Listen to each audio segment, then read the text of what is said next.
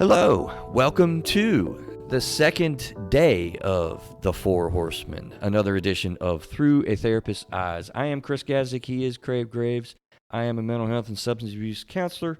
What are you, Mr. Graves, anyway? I'm a lot of things, my friend. What are you in the context of this show? I am a coach. Just a coach? Yep.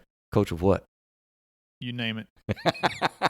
Okay, I can go with that. Seriously, actually, you can help a lot of people with different things insofar as... Yeah, I'm a mindset coach, man. I help people overcome issues in their mind, people who are stuck and can't seem to get to the next level. I have a program that takes people through some mindset training, and I'm happy to share that with anyone who's listening.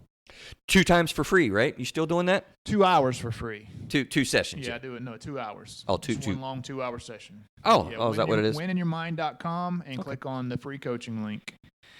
So check out throughatherapisteyes.com also. We have a lot of cool things on there, all the books that we've ever kind of covered. We're getting them on there so that you can click through those links. It's actually another way to help the show. We get, like 32 cents when somebody buys the book through that link. Is that what it is? I think something like that. Yeah. You buy a lot of books. Yeah, right, absolutely. So let me see. This is not delivery of therapy services in any way. Definitely always like to point that out. And it is still also the human emotional experience. So let's get to it, man. Let's figure it out together. The first of the Four Horsemen, Mr. Graves, was, Craig, you got that memory from 5 minutes ago? Was criticism. Criticism. Yes. We're moving on to the second one. And I think these two really kind of play off each other. You know, I do have some questions and quandaries a little bit with the Gottmans and their work. And I've really kind of, harnessed a lot of these things into my own perspective on how these things work and, and that type of a thing. Because I wonder if he sees it the same as I do in that when you get a critical, slicing, hurtful moment or comment that attacks your character, obviously to me, boom, that pops over into the second of the Four Horsemen, which is defensiveness. Yeah. You're going to be critical of somebody, and they're going to defend themselves, right? That's just the way it works. It seems to me that it's really, really cyclical. And it's also kind of seems to me, and this is what I wonder if how Gottman, I should say the Gottmans really, because it's a husband and wife thing to a certain extent, how the Gottmans would feel about the idea that seems to me engulfment people tend to be more the topic today on defensiveness. And that abandonment people tend to be more loud and critical. So I feel like we all can do these things, and we all do these things, but I kind of feel like it flows that way. So what are you saying now? You're saying the engulfment person is usually the one that's more critical? It's defensive. It's defensive. Yeah, and then the abandonment person who's louder and more vocal and verbal, forward is more critical. Do you think that's because the abandonment person can't stop talking, and the engulfment person's like... Literally defending. Just leave me the heck alone. You want to make this explicit, don't you? Yeah, I might have to mark it explicit. Brings up the emotions. Yeah, I think so. I think so. But I'd be curious, like I said, what the Gottmans would say with that. So from their material, the defensiveness really is seeing self as the victim. Now stop right there because, again, I'm not saying at all that only engulfment people are defensive. I know I'm defensive, and I also know I'm in the abandonment cycle. It's a better group anyway, by the way. So you're saying that you're the opposite. That was a joke. So you're abandonment and defensive. Critical. You're abandoned and critical. Okay, so you're on the path. Yeah. Yeah, okay. Yeah. But I'm also saying, the reason why you got messed up there is seeing yourself as a victim is a part of defensiveness, and I'm saying I have definitely done that. I'm definitely defensive at times, right? So I don't want this to sound like... Okay, look, let me back up. I have a theory that abandonment people tend to be critical, which triggers engulfment people to be defensive. But by no means do I want to kind of convey or create the idea that that's anywhere near in exclusion of the other. We all get critical, we all get defensive, but my theory is it's more likely to be matched with your abandonment and critical defensiveness and engulfment. Is that better? I think so. That was a tongue twister. I couldn't repeat that back to you, I don't think. But I think I know what you mean. Yeah.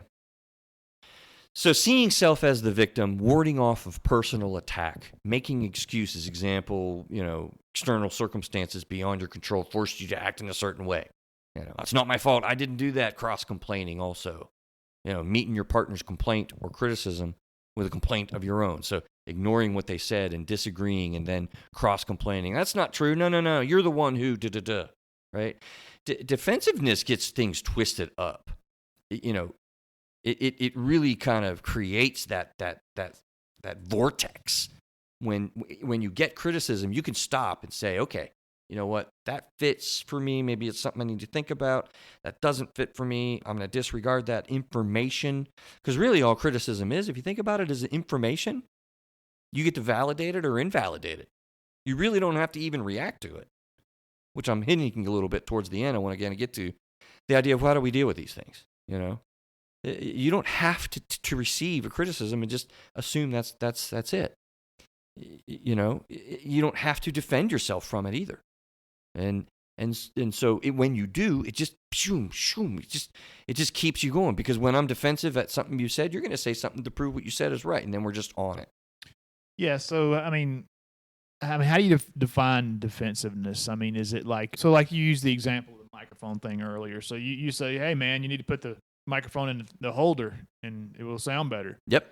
And I say, well, the reason why I'm holding it is because I don't have to bend over to talk directly into the mic. I can just hold it up to my mouth, and it's easier for me to do so. So is my explanation back to you in that case defensiveness? Can be, might not be. It's a good question. Let's stay here for a minute, because if you think about it, what is your perspective in your response? Are you seeing yourself as the victim of me attacking you for the way you're doing your microphone? Or are you seeing yourself as warding off an attack that I'm making? Or are you perceiving constructive feedback that you're disregarding? There is a mindset here. Yeah. And I think a lot of what you're saying probably is on how the person interprets the communication, how you deliver it. Because if you say, if you put the microphone in the holder, it'd sound better. Right. That might spark a different reaction than, hey, man, if you put that microphone in thing, it might sound better. I don't know. Think about the nonverbal communication we talked about with expression last week, right? That makes a big difference. It does. Yeah. And sometimes you're using your first dialect and you don't realize it. And that's where, problems can certainly be. Yeah, yeah. You're forceful. You're critical. So a lot of it's delivery and intention and attitude and yes, and particularly with defensiveness, perception. Yeah, exactly. Your perception is your reality. Yeah. I don't care. Forget about the person who's saying. Forget about me in our example with the microphones.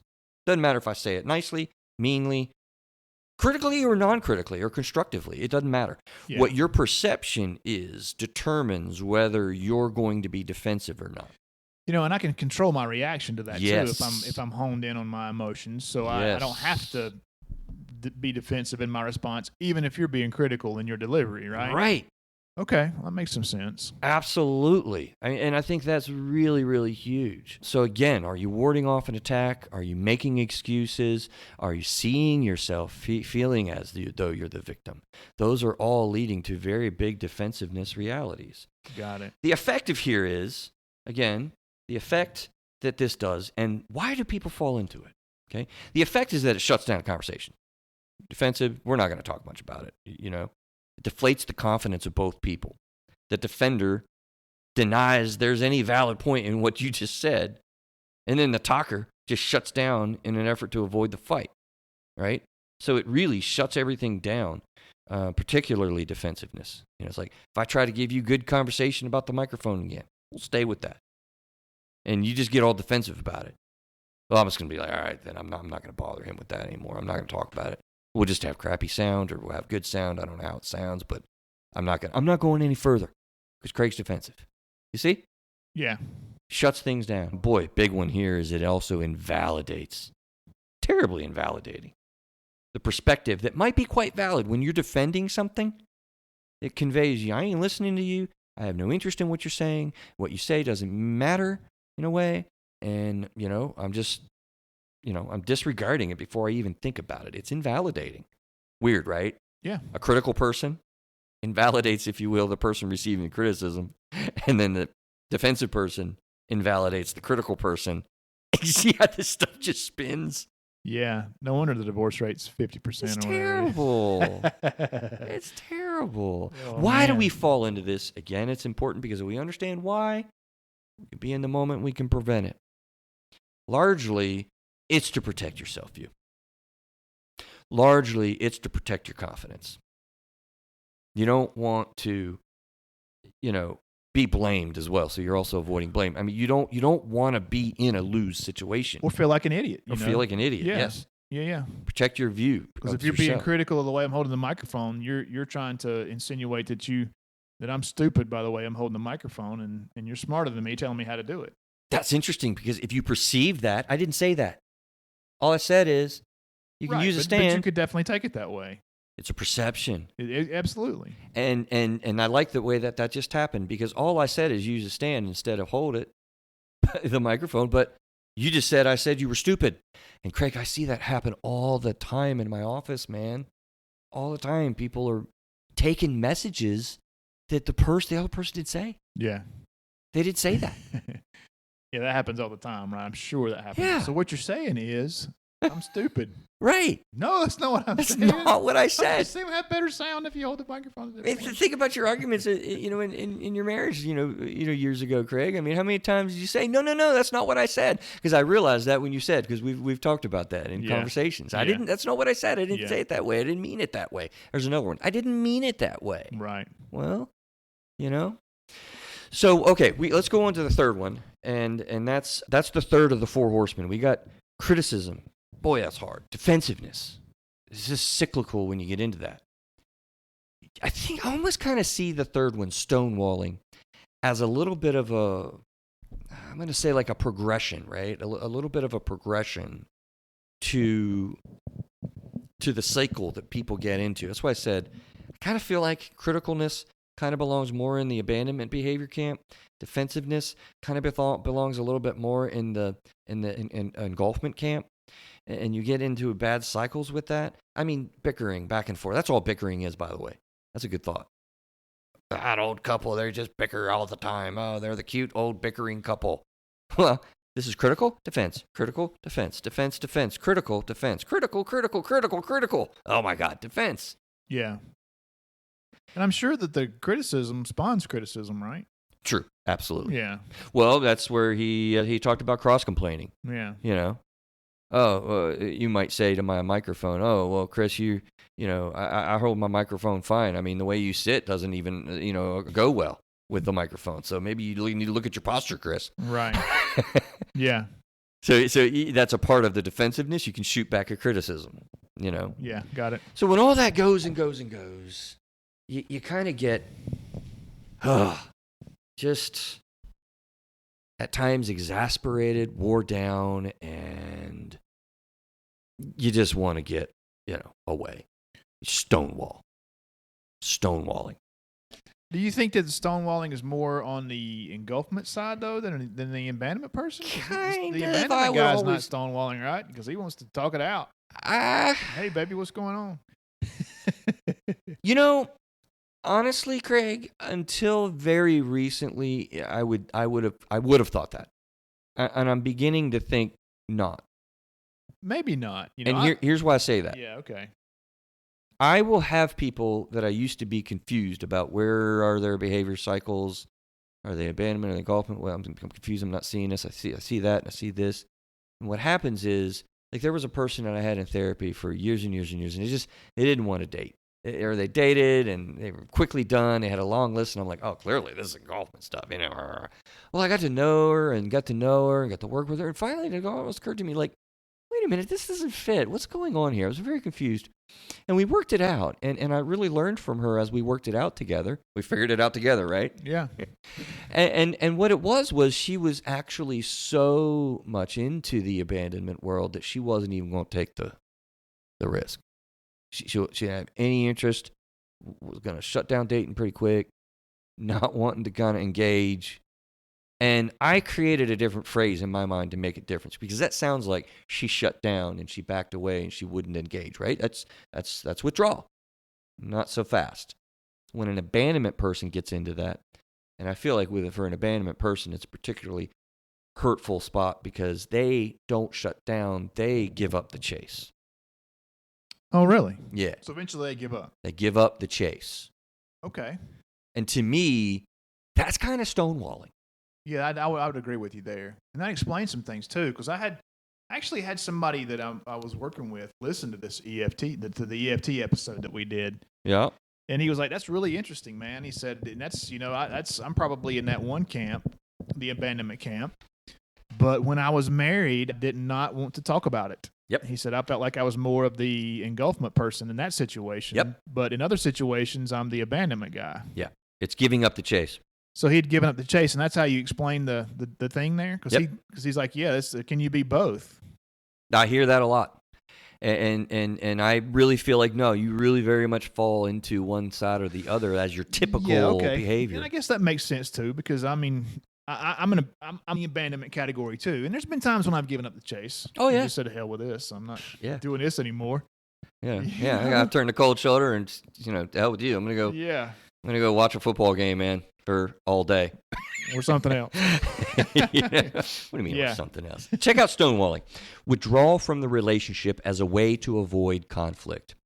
Partners might think they're trying to be neutral, but stonewalling conveys disapproval, icy distance, separation, disconnection, and or smugness. Being smug. Stony silence. Monosymbolic mutterings. Changing the subject, removing yourself physically. You're just really like, sit there, stare at somebody, silent. It's really mean. It's really just like, poof, disregard you. I'm just done with you. Yeah. These are painful things. They are. I'm going to slice your character. I'm going to criticize you. I'm going to defend myself from you, the evil creature. Or I'm going to just shut it off completely. Yeah. You're done. Yeah. Get out of my face. Get out of my hair. You're not worth my time. I'm smug. I might be trying to just be neutral and avoid conflict, but it's really like, dude, oh, man, it starts to get painful here. Yeah. Really painful. Yeah, I can see that. Not even critical and defensive critical. We're just like. Yeah, so if you get to stonewalling, then it's progression, I'm assuming. I feel like it is progression. Good quick point on all these, though. Yeah, you know what? We all do all of them. Yeah, right. These are in healthy marriages, people. Don't think that these are, if you have one of these, you're doomed by any measure. These are pretty universal, as with most things. When you get into depths and they're really deep and chronic and hurtful, that's bad. But these are in healthy, happy, fully functioning marriages for sure. For sure. So the effects: shut down the conversation. You deflate the confidence of both people. Oh, that's defense. Sorry, stonewalling. Isolation creates a distance. Really destroys closeness. It can potentially make the other person feel. Listen to this word, Craig. Invisible. Now, I don't know if you remember. I think some point on the show I did mention it is kind of an amazing thing to me. Where I was at a conference one day and they were talking about what is the most painful thing that you can experience. And what they identified was invisibility. Not the death of a parent, not the death of a loved one. It was actually being just fully invisible. And that kind of surprised me. But at the same time, I understand that. So when you're stonewalling, it can be pretty rough on the other person, possibly, arguably feeling the most painful feeling that a human person can feel, being invisible. Make sense? Yeah. Perpetuates chronic stress also. Forgot to add that one. Why do you think we fall into this? I think it's probably pretty easy to think about. I mean, what's the primary point and purpose? What do you think people fall into stonewalling? Why would you do this? Give up the chase? Shut down. You just totally. Get tired, I think. Yeah. You just get tired of if you're in one of these bad spots. I mean, you said that even healthy marriages have these situations, but after a while, man, if it's a continual thing, it gets old, and you just get tired of it, and you want to remove yourself from the situation. Avoid conflict. Yeah, is all about, in my mind anyway. It's all about avoiding problems, hoping that they just go away. You're not really trying to totally disregard somebody. You're not really trying to. Just check out. But you're running into a lot of pain, when you're avoiding. Because also when you're in void, the problem that you're dealing with, it just sticks around. It does, yeah. And if the person, I don't know, man. I just feel like, if somebody extends an olive branch, you should take it. But I guess if you get to a certain point, you continue to stonewall, and that's not a good thing at all. Which is actually a good point there. You another effect occurs to me as you say that. It might very well be that you don't even realize there was an olive branch. Your mindset is so like, whoop. You could be so jaded that you miss it. You know, sometimes it's a pretty big branch, and you shouldn't miss it. In my experience, I've seen things like that. Mm-hmm. But yeah, I guess you could totally miss the olive branches being extended. Mm-hmm. Yeah, I think you miss a lot. Yeah. I think you miss a lot of opportunity. Which, by the way, I don't know how much time we'll have at the end of the third day here tomorrow, but, one of the answers that just popped into my mind that's really important there's a concept of repair. When you get into this defensiveness and critical cycles or find yourself into stonewalling or ultimately in contempt that we'll talk about here in a bit, you got to understand any attempt. You said it's a big olive branch sometimes. Even if it's a very, very small olive branch, when you're in a marriage and you're in a day of just distress and cold shoulder and whatever's going on, any and all simple and small, complex, or really mild olive branches or attempts that you make for a repair is really where it's at. Oh, yeah. I'm not disagreeing with that. But what I meant by big branch is you might go to somebody and say, look, honey, I love you. I want this marriage to work out. Let's figure out how to get some help. Let's do it. And then that just I'm saying doesn't go anywhere. Anytime you're in a space, just realize I don't feel like it, angry, whatever. Either person, doesn't matter. Any attempt at repair is really what we want to challenge you to do. Oh, I agree with you. As small or as big as it can be. Yeah. Even just a little bit of a winced eye close and a smile and say, are we okay? Can we get through? Because the longer you wait, the longer it lasts, the more deep it goes. Right. And people can do this for days. Oh, yeah. Just a simple little thing. And it can or months. Or years. Yeah, well, yeah.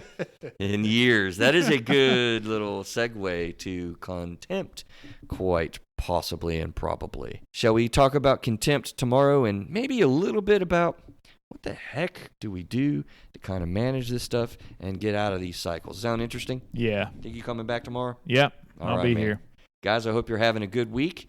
It is probably Tuesday now. I guess we're calling it Mental Health Mondays, right?